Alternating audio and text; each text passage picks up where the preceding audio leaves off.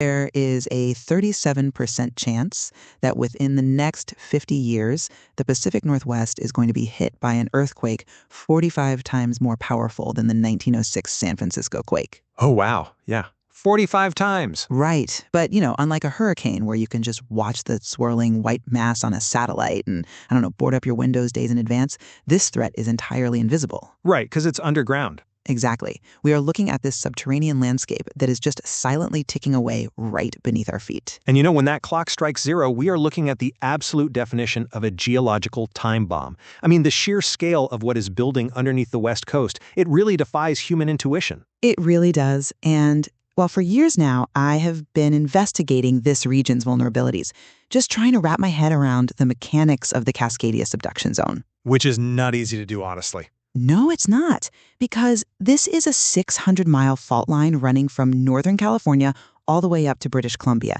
and the physics are, frankly, terrifying. Yeah, they are. Because for over 320 years, the heavy oceanic plate, the Juan de Fuca plate, has been relentlessly shoving itself eastward, trying to slide underneath the lighter North American plates. But they're stuck. Right, they are completely locked together. Locked. And as the oceanic plate keeps pushing, it is literally compressing the edge of the North American continent like a massive geological spring. Which means we aren't just waiting for a quick jolt. A subduction zone megaquake, a magnitude 9, operates on a completely different physical mechanism than those near-crust quakes people associate with California's San Andreas fault. Right, it's a totally different beast. Exactly. When that locked plate boundary finally snaps, the sudden release of all those centuries of compressed energy will cause up to 5 minutes of violent, continuous shaking. 5 minutes? I mean, that time frame brings us to the central conflict of our discussion today. When this catastrophic earthquake strikes, what is the safest immediate action a person can take? Yeah, that's the big question. Right.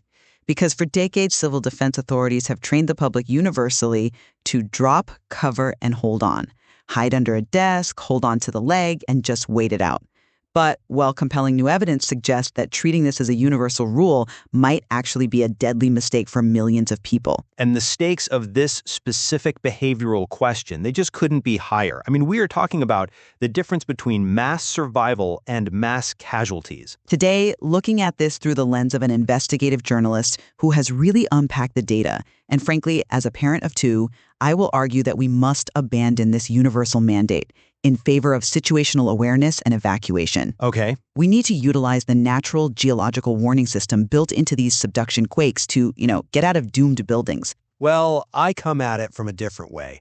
Approaching this from a strict structural engineering standpoint, I will argue that drop, cover, and hold on remains the only viable universal strategy. Even with a 5-minute quake? Even then, I believe the mechanics of building failure dictate that evacuating during seismic shaking dramatically increases a person's exposure to lethal structural hazards. Okay, well, let's start by unpacking the actual geological history and the physics of subduction zone earthquakes, because they are, like we said, fundamentally different from the crustal quakes most safety manuals are based on. Right. To understand why evacuation is even viable, you have to look at how we even know this 600-mile fault is active. Because for a long time, scientists thought Cascadia was quiet. Dead quiet, yeah. But then in the 1980s, geologists started digging into the mud along the coastal estuaries of Washington, and they found layers of peat and Native American fire pits abruptly covered by ocean sand. The land hadn't just shaken, it had instantly dropped 5 to 6 feet. Allowing the ocean to just rush right in. Exactly. And that subsidence evidence was a massive paradigm shift in geology. I mean, it proved the locked plates were building tension and periodically snapping back, dropping the entire coastline in the process. But the precision of when it last happened is what's really vital for our debate, because dendrochronologists went to the Copalis River Ghost Forest in Washington, and they examined these entire forests of dead, standing red cedars. The tree ring data, right? Right. By matching the ring width variation patterns of those dead trees with living old-growth trees and lambless, they determined those trees died instantly in the winter of 1699 to 1700. Salt water inundated their roots in a matter of minutes. It's incredible science. It really is. And when you cross-reference that with records kept by Japanese monks of an orphan tsunami, a massive wave that arrived on the coast of Japan on January 26, 1700, with no accompanying local earthquake, scientists pinpointed the exact date and time of the last Cascadia rupture, roughly 9:00 p.m. Yeah, the detective work connecting tree rings in Washington to centuries-old tsunami logs in Japan is one of the great triumphs of modern Earth science. And what that science tells us is crucial for survival today. Subduction quakes originate deep underground and far off the coast. When the rupture happens, it generates different types of seismic energy. The P waves and S waves. Exactly. The first to arrive are P waves, or primary waves. They pulse through the Earth's crust like an acoustic wave through the air, traveling extremely fast. They push and pull the rock, but cause very little damage. The destructive energy comes later. Right, from the S waves or shear waves, which move much slower, but violently whip the ground side to side. Because the P waves travel faster, they naturally arrive first. If you are 100 kilometers inland, say in Portland or Seattle, you will experience about a full minute of light, rattling P waves before the catastrophic S waves arrive. A minute is a long time. It is. And as a parent, I want my children to use that 60-second acoustic warning to calmly evacuate a structurally deficient building. You know, geologist Chris Goldfinger has pointed out that the drop cover advice literally originated from a 1950s Cold War cartoon, Bert the Turtle preparing for nuclear fallout. Oh, wow, I didn't realize that. Yeah, it wasn't born from modern earthquake physics. We have a biological and geological window to escape. We should use it. I'm sorry, but I just don't buy that. Let me tell you why. Your perspective relies heavily on idealized geology and entirely ignores the brutal reality of structural engineering. Okay, how so? Well, the hard truth is that unless a home is built after the mid-1990s or has been extensively and expensively seismically retrofitted, 70% of West Coast infrastructure is incredibly vulnerable. Consider how older homes are built. Right. You have a concrete foundation, and the wooden frame of the house is essentially just sitting on top of it, resting there through the grace of gravity alone. When the S waves arrive and violently accelerate the ground side to side, the foundation moves, but inertia keeps the house stationary. The house literally slides off its foundation and collapses. Wait, so the entire structure just drops? Yes, but in a standard single-family stick-built home, which is made of wood, the structure is remarkably flexible. Wood bends. It absorbs energy. The house might slide, it might be totaled financially, but a complete, fatal pancake collapse is actually rare in wood frame residential construction. Interesting. In those environments, the primary lethal danger isn't the building crushing you. The dangerous falling objects, bookshelves tearing out of drywall, overhead light fixtures dropping, grand pianos rolling across the room. Brick chimneys snapping at the roofline and crashing through the ceiling, I imagine. Exactly. The non-structural elements become projectiles. If you use your 60 seconds to run through your house and out the front door, you are actively exposing yourself to a gauntlet of these hazards. I see. And the ground will feel like liquid. You won't be able to walk a straight line once the S waves hit. Furthermore, human behavior is notoriously unpredictable in a crisis. When a magnitude 9 hits, panic is inevitable. A universally drilled action like drop, cover, and hold on provides immediate, life-saving muscle memory. So it takes the guesswork out? It puts you under a protective barrier against the most statistically likely cause of injury. Teaching the public to hesitate, analyze the geology, assess their building, and run outside, it introduces a fatal delay where hesitation kills. Okay, well, let's drill down into the viability of this P-wave warning, because I think the historical record challenges this idea that evacuation is inherently fatal. Go on. If we look at the 2011 Tohoku quake in Japan, which was a magnitude 9.1 subduction zone event, just like what we are facing, people felt the P-waves, and because they were educated on what that light rattling meant, many safely walked outside before the building started violently whipping around. They had a system in place. Exactly. They used the natural warning system. If the geology naturally gives inland cities a 60-second head start, why would we force the universal mandate that traps people inside buildings we know are structurally deficient? Because that 1-minute warning is highly geographic and practically useless for the populations in the most immediate danger. Yes, a 60-second warning applies to inland cities like Portland or Seattle, which sit relatively far from the subduction trench. Right. But consider the coastal communities. Towns like Seaside, Oregon, or Ocean Shores, Washington. They sit directly on top of the subduction zone. The fault is essentially right under their feet. The P waves and the destructive S waves will arrive almost simultaneously. So they get no warning. Practically none. They will have no warning before the violent shaking begins, and within 15 to 20 minutes, a 100-foot tsunami will annihilate the coastline. So the geographic reality creates entirely different survival timelines. Exactly. And beyond geography, you are expecting lay people to act like seismometers. It is nearly impossible for the average person to distinguish an early P wave of a massive subduction quake from a standard minor crustal tremor. That's a fair point. The Pacific Northwest experiences small quakes all the time. If we teach people to evacuate every time they feel a rumble, we will have mass stampedes into stairwells and streets for magnitude 4 quakes that pose zero structural threat. The injury toll from the panicked evacuation itself would far outweigh the danger of the minor tremor. Okay, so to sort of summarize this first tension, while geographic location heavily dictates how much warning time someone actually gets, with inland cities having a distinct P-wave advantage over coastal towns, the real debate hinges on what actually awaits a person if they do successfully use that warning to run outside. Which brings us to the crux of the engineering problem. What awaits them outside is often far more lethal than what is inside. And I want to challenge you on that, because this brings us to the concept of structural kill zones. If you are sitting on the ground floor of an older, heavy concrete or brick building, right next to an exit door, staying under a desk during a magnitude 9 feels completely counterintuitive. How so? Well, it's like standing inside a house of cards and refusing to step onto the lawn when the wind starts blowing. If the building is going to experience a catastrophic failure, shouldn't we be teaching people to recognize these fatal structures and giving them the agency to leave? I'm sorry, but I just don't buy that. Let me tell you why. That assumes the lawn, or in an urban environment, the street is a safe haven. It is not. Not a safe haven. Not at all. Consider the specific mechanics of unreinforced masonry buildings, or URMs. These are the classic, beautiful brick buildings that make up the historic cores of cities like Portland and Seattle.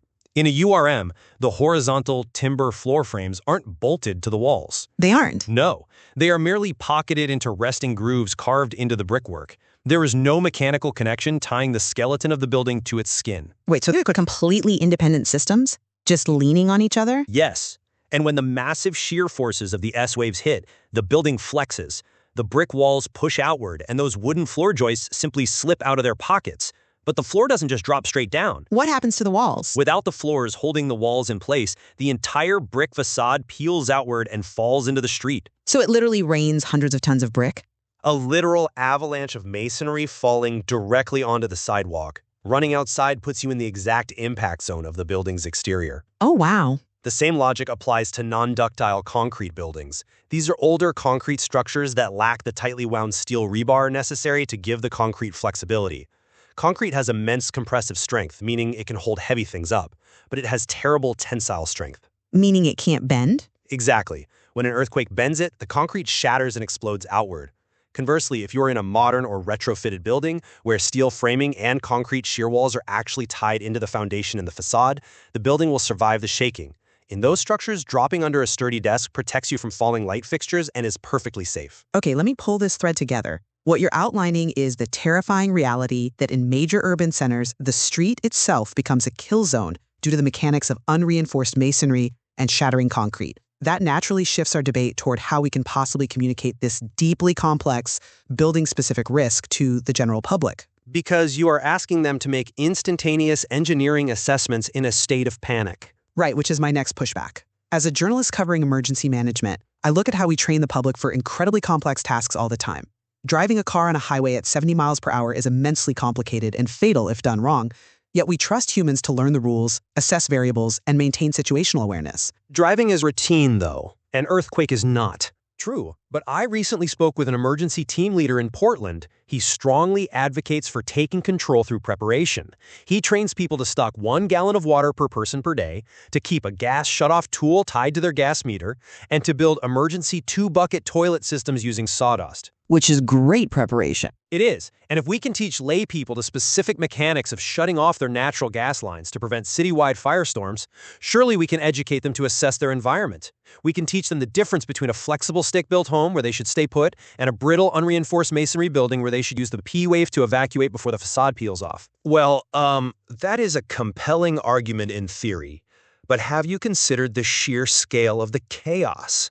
It's true that countries like Israel and Mexico teach mixed evacuation models based on building age and construction type, but doing so requires a massive, unceasing, and highly funded public education apparatus that the United States simply does not have. We could build it? Perhaps. But you are asking people to make rational, nuanced decisions while their environment literally disintegrates. Think about the cascading failures of a Cascadia event. You mean the secondary hazards? The primary and secondary. Take soil liquefaction. Much of our infrastructure, including 95% of the region's fuel storage, is sitting on loose, water-saturated soil. Right, especially around rivers. Exactly. When the violent shaking starts, the water pressure in that soil rapidly increases. The pressure actually pushes the individual grains of dirt apart, removing all friction. The solid ground loses its bearing capacity and literally behaves like quicksand. That sounds apocalyptic. It is. Heavy structures will sink. Buoyant structures, like buried sewer pipes, will float to the surface. Fuel tanks will deform and rupture. You will have massive toxic spills and uncontrollable fires. The bridges, whose supports are embedded in that liquefiable soil, will warp and drop off their foundations. And the tsunami follows all that? And on the coast, the multi-wave tsunami will last for up to 6 hours, continuously battering whatever is left. You are asking terrified people to perform a complex structural engineering assessment of their surroundings while the ground acts like liquid and their city catches fire. So the mandate acts as a failsafe. Standardizing drop, cover, and hold on is the only way to bypass the paralyzed, panicked brain and ensure mass compliance. It provides a simple, actionable step that protects the vast majority of people from the most immediate threat in a profoundly chaotic environment. So, to summarize this final tension, it really lies between two opposing views of human capability. The ideal of an educated, situationally aware public capable of making dynamic choices based on their specific environment versus the harsh reality of human panic and cognitive overload during a catastrophic multi-hazard infrastructure collapse. That is the dividing line? Yes. As we move to our closing thoughts, I see why you think that a standardized one-size-fits-all approach is the safest statistical bet for a panicked population. But let me give you a different perspective. All right. We are talking about an event of almost incomprehensible violence. With our current infrastructure sitting decades behind where it needs to be, blindly hiding under a desk inside an unreinforced masonry building that we know is mathematically likely to fail. It just feels like a fatalistic approach. I understand the fear, certainly. Right. And as a parent, I refuse to accept that there is nothing I can do but hide and hope the ceiling holds. Having a customized survival plan changes that calculus entirely.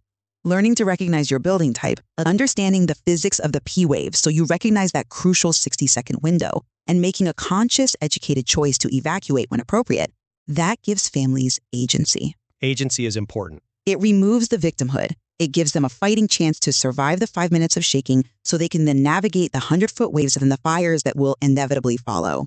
Well, while empowering people with situational awareness is a noble goal, engineering reality must dictate our broad public policy. Until we successfully retrofit or replace every single unreinforced masonry and non-ductile concrete building on the West Coast, the outdoors during a seismic event remains a lethal, unpredictable hazard. Even with the warning. Especially with the chaos outside. Dropping and covering protects against the most statistically likely cause of death and injury, which is being struck by falling non-structural elements. More importantly, it keeps people stationary. Preventing them from running into danger. Exactly. It prevents them from running blindly into stairwells that might collapse or out into streets where hundreds of tons of brick facades are peeling outward. A simple, universally drilled action saves the most lives across the broadest demographic precisely because it doesn't require complex analysis when panic strips away our ability to reason. Well, this discussion really highlights just how profoundly complex surviving the impending Cascadia Megaquake will be. We are dealing with an incredibly dynamic, multi-layered threat. But, what I find fascinating is that while we hold deeply different views on the exact behavioral response a person should take in those first 60 seconds, we agree entirely on the urgency of the threat itself. Oh, absolutely. There is no disagreement on the geology. The science is completely irrefutable.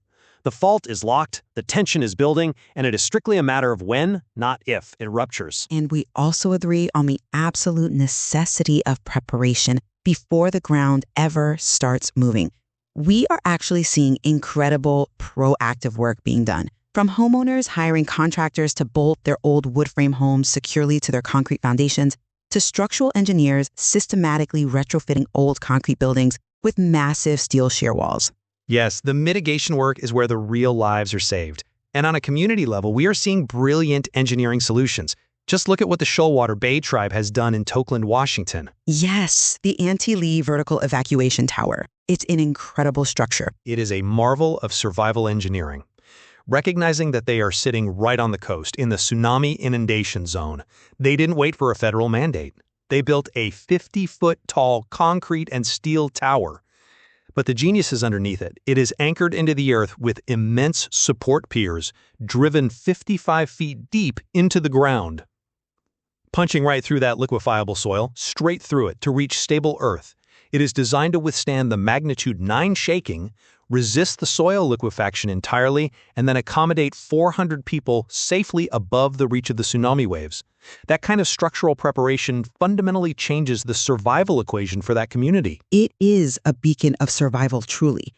And they are even in the process of acquiring thousands of acres of elevated land to eventually move their entire village uphill, out of the danger zone entirely. That is the kind of forward-thinking preparation we all need to adopt. We do. We invite you, the listener, to engage with this reality. Research the structural integrity of your own home. Look up your city's unreinforced masonry maps online. Check the basement to see if your house is actually bolted to its foundation. Ultimately, look at the evidence and form your own conclusion about what you and your family will do when the big one finally hits. Because once those P waves arrive, your time to formulate a plan is instantly over. You will only have time to execute the plan you have already made. Circling back to where we started, we aren't waiting on a hurricane we can track on a screen. We are living our daily lives directly above a creeping, silent tension that has been building since 1700. The visible horizon might look perfectly calm, the ocean might look peaceful, but thousands of feet beneath our shoes, the plates are locked and the clock is ticking. Thank you for joining us.